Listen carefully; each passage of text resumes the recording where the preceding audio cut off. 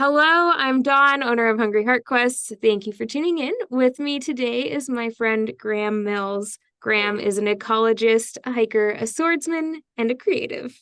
What would you like to add to that, Graham? Wow, quite the introduction. I am currently working on a master's degree in rangeland science and specifically soil science at University of Nevada, Reno. I have worked professionally as a restoration biologist for a nonprofit called River Partners, based out of Sacramento in California, where I was in charge of designing and to some extent implementing large-scale restoration projects on the Sacramento and San Joaquin River and the Delta. And of course, I've known you for many, many years. We met in college at swords fighting. And it's very, very exciting to be here. Exciting to see what you're doing now. And I'm happy to share as much as I can.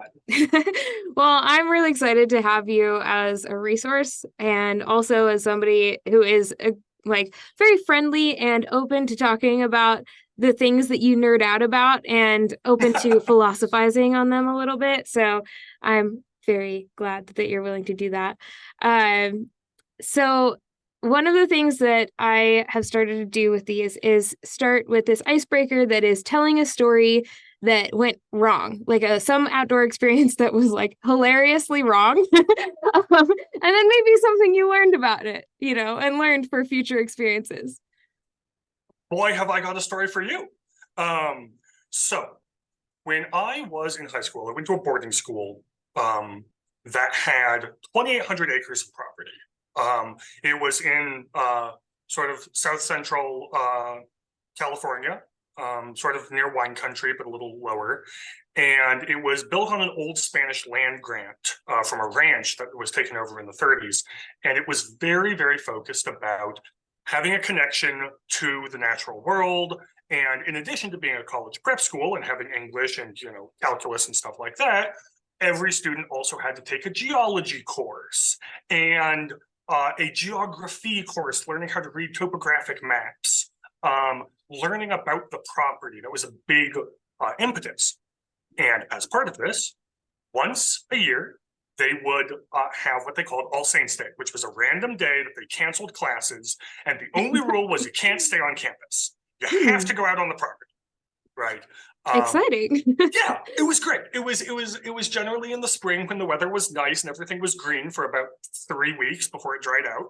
And it was something that everybody looked forward to. So you can't stay on campus, you have to go out on the property.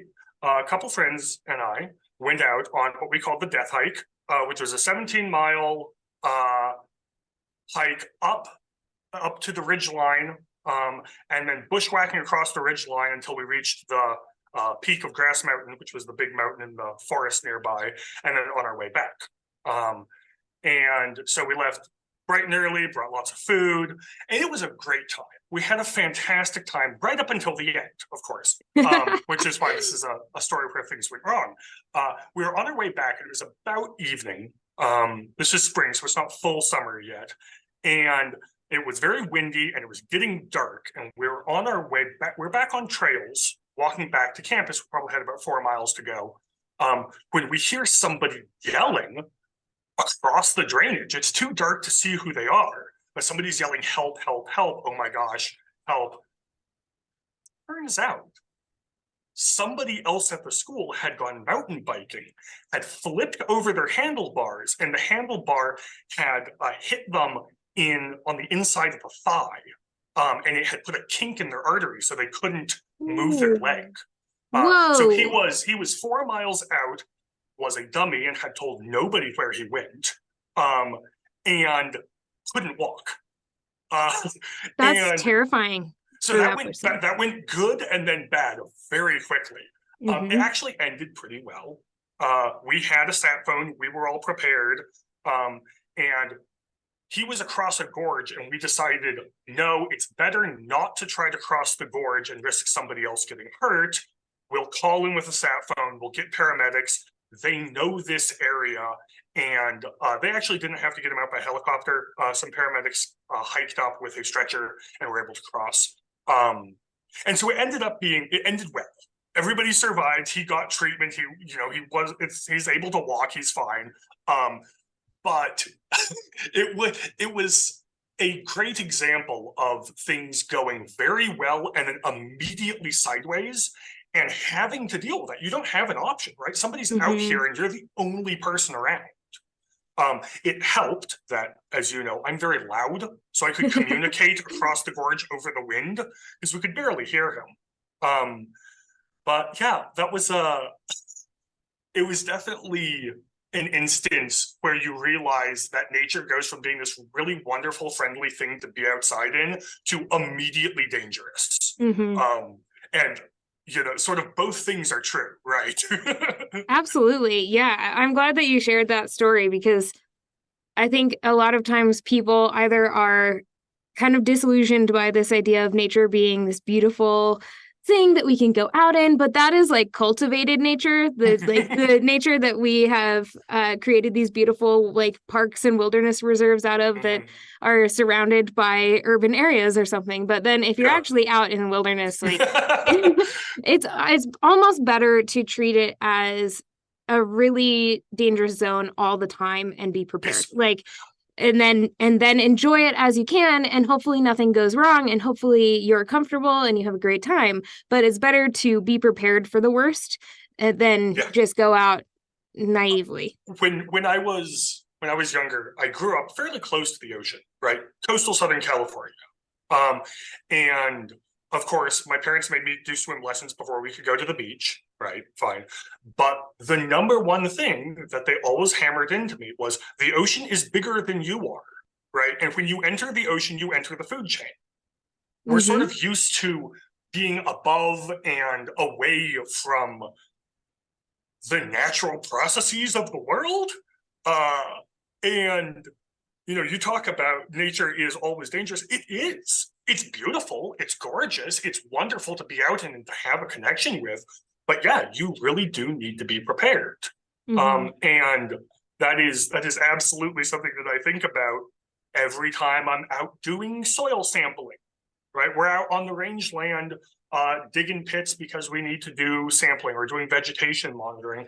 And you need to be aware, okay, maybe you're not in mountain lion country, but thirst is still a really big factor that you need to think about. Heat is a big factor you need to think about. Are the rangelands out in Eastern California and Western Nevada gorgeous? Absolutely. I love this country. But they're also dangerous, and you just need to be aware of that fact. Yeah, so it sounded like you were really prepared when you went out with your friends, and that made the difference.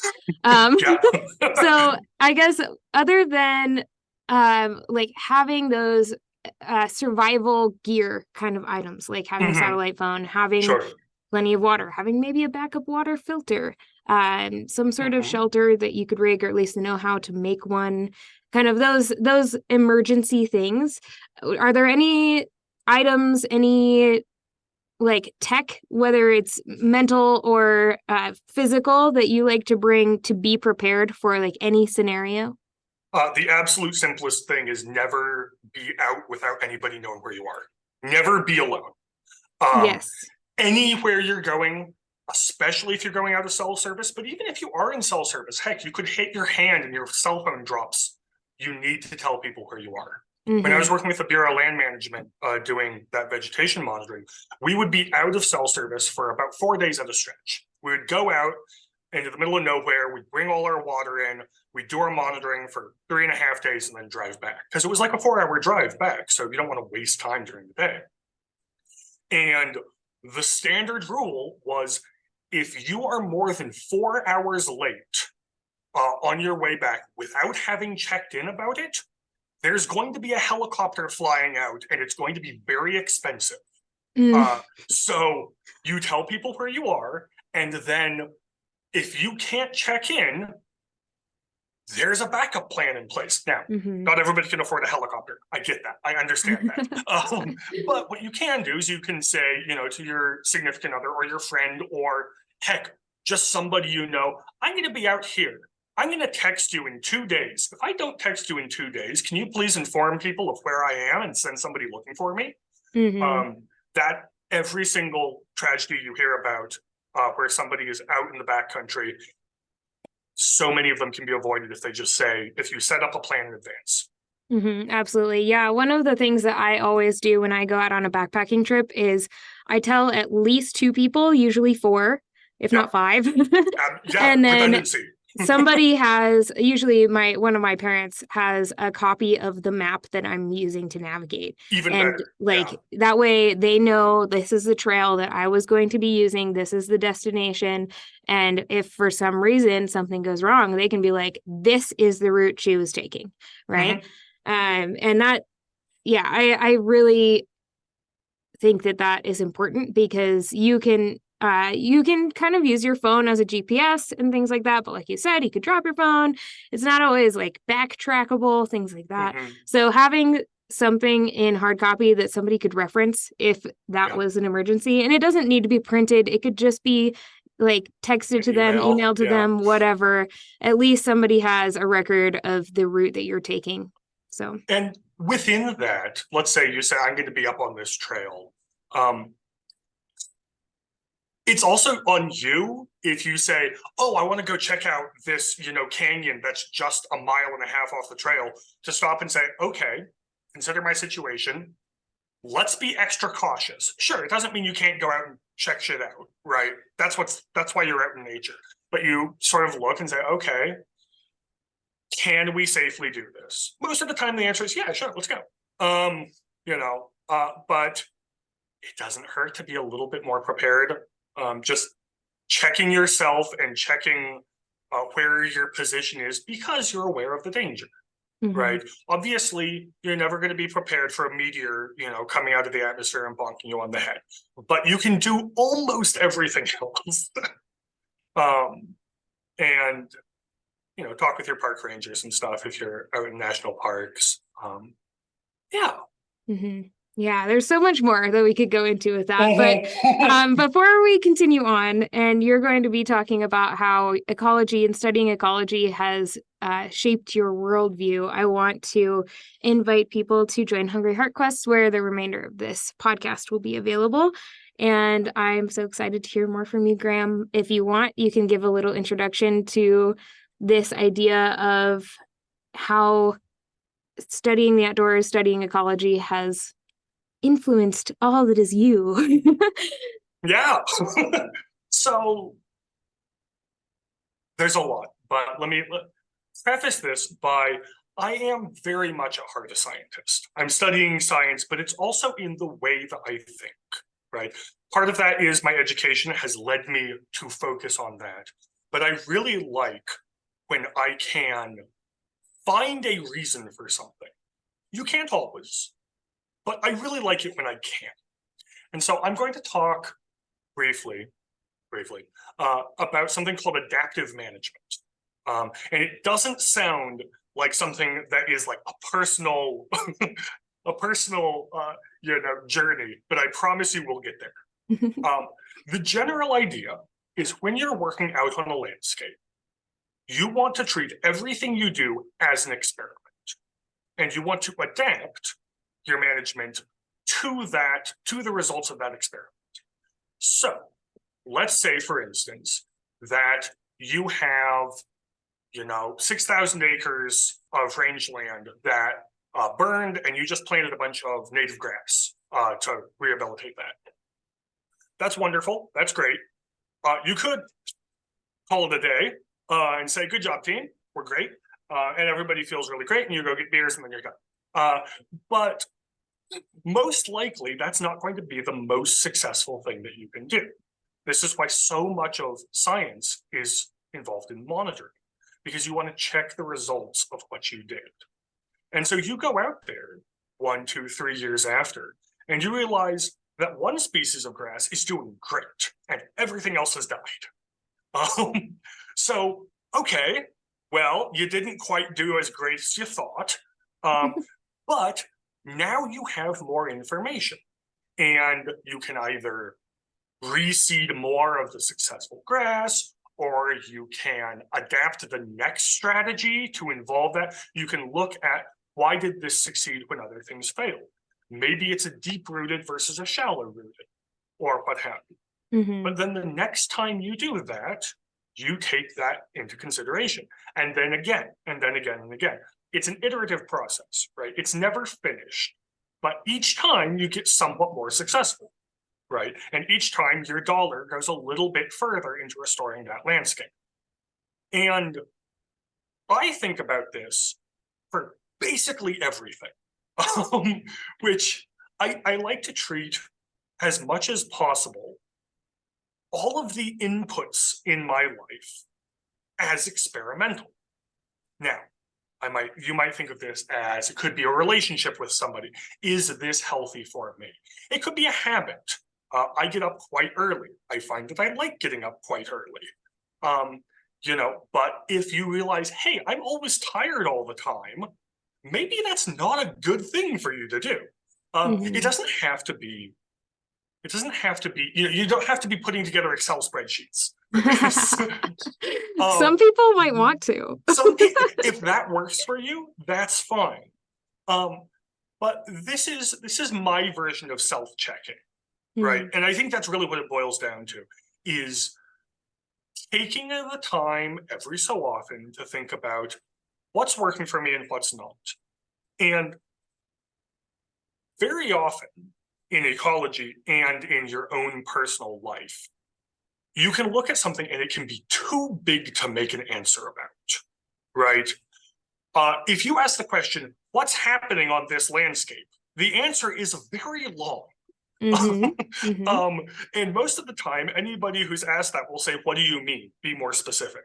And from this, I get the idea that many problems appear unsolvable, and some of them even are. But almost every problem can be broken down into easier components.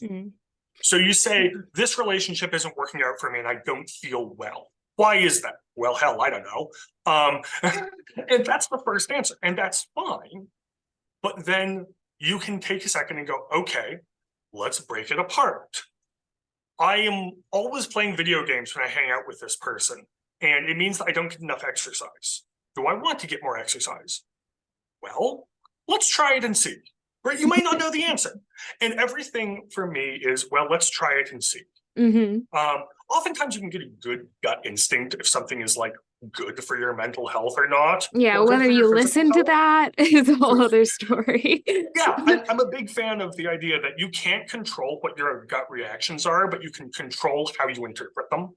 I think that I would, if I were to parallel what you've been talking about to like health and wellness, I would say the scientific experiment side is thinking like using SMART goals. And part of the SMART goals thing is that they're measurable, they're timely, you know what your variable is that you're bringing in, and that you have some accountability to actually test that and see it through. With things like, I really like how you talked about, you can look at a big picture, like what's wrong with this landscape? And maybe we'll say, what's wrong with this landscape, right? Looking at ourselves, and it's overwhelming. And sometimes you're like, well, my joints hurt and my digestion's poor and I'm always tired and I have brain fog and my eyes are red and itchy or whatever it is. And that can be really overwhelming because people don't know where to start. But sometimes you just have to pick one thing. And I think narrowing it down is always sometimes challenging, at least from a health perspective. From a habit perspective, really, I'm like, start with what's one easy thing to start with, because sometimes you just need like that little chip to get the ball rolling. And with the idea of being able to choose, I think resiliency plays a really big role in that. You have to have enough resiliency in yourself in order to actually make positive changes. And I would guess that there's some echo of that in like landscape and ecology. It's funny because we even use the certain terminology, which is really interesting. When we're working with some restoration project, which is my bread and butter, right? That's what I'm going to school to get better at. But that is what I know how to do, is how to make things better. You generally try to look for low-hanging fruit. Mhm. You know, you look for what's the project that's going to make me look smart? What's the project that's likely to succeed? Get the stuff that's easy first. Yeah, Right. and I don't think that's a bad thing. Like even for on a like an ecological level, like making one small improvement, even if it's like the easiest one, it's Mhm. still an improvement, and that's something that we should be able to recognize as like a goodness in the world. Specifically, getting the easy ones are the ones that are most likely to actually succeed. Hmm. Right? If you're working on a landscape, you have limited time and money. If you're working on yourself, you have limited time. You get one life. Yep, And so you want absolutely. to work on the things that you think are likely to succeed first. And Hmm. then once you've done those, you can check, okay, now that this is here, did that open up any new avenues for something else? Sometimes it Absolutely. does, sometimes it doesn't, and you've reached the best that you can get with that situation, and that's okay. You're still better than where you started, Hmm. right? Maybe now it's that your joints hurt and you're tired, but you don't have brain fog. Okay, well, that's better than where you started. Yeah, and with that, you probably have a little more resiliency, which means you can then approach these other things with a little more power.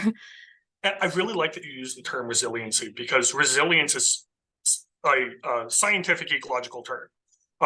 That is the idea of how much of an outside force a landscape or an ecosystem can take and still return back to its original condition.